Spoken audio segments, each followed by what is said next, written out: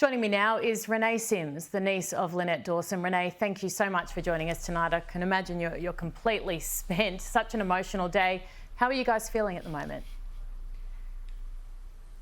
I think, as with everything, it's still sinking in. So I think we were quite pleased. I don't think we went into today with any particular expectations. But I think, without, how do you, I guess, put a price on a life? But the idea that he will now be behind bars, most likely for the rest of his life, is justice for us. You were in the courtroom as Chris Dawson learnt his fate. What was that like? I mean, did you look at him? Yeah, give us an idea.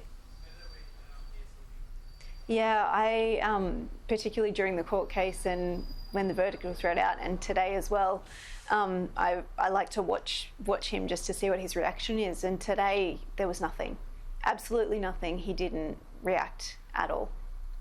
Wow. Renee, here was Chris Dawson's lawyer, Greg Walsh, outside the Supreme Court after the verdict. Take a look. Ladies and gentlemen, there's no winners in a tragic case like this. Lynette's family have lost their daughter, their sister, their mother, and the extended family has also suffered, as has the community.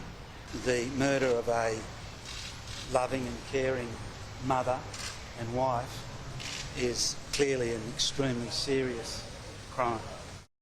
Yeah, he's right when he says no winners, and he's now stepping away from the case. What did you make of his comments? He was quite emotional. Yeah, I hadn't actually seen that before or heard those comments outside court.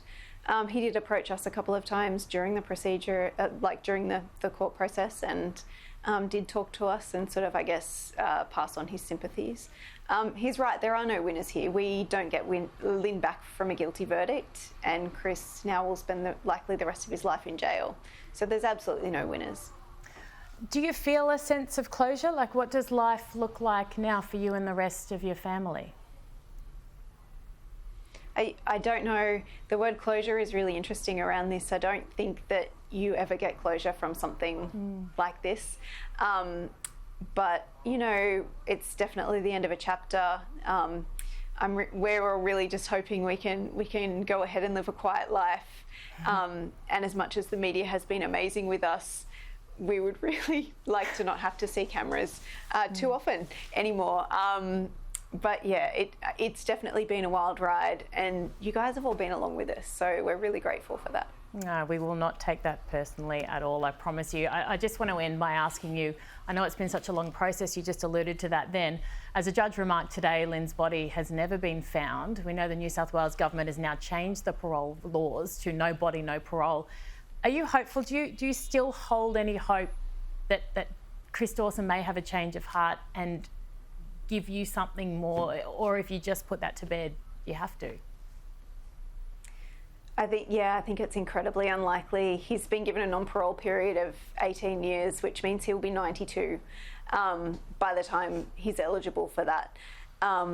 It's a long time to have to sit and think about what he's done.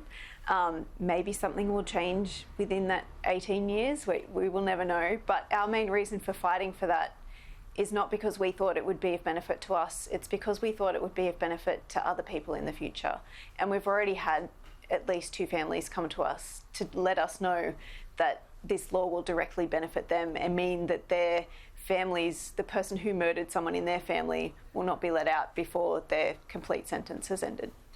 Oh, that's incredible. It really is. You should all be so very proud of yourselves. You've shown so much courage. We thank you so much for joining us tonight. And I know you said the word closure is an interesting one, but I hope that whatever that feeling is that might make you feel a little bit less sick is there for you now after this. So thank you so much for joining me. Yeah, thank you. Thank you.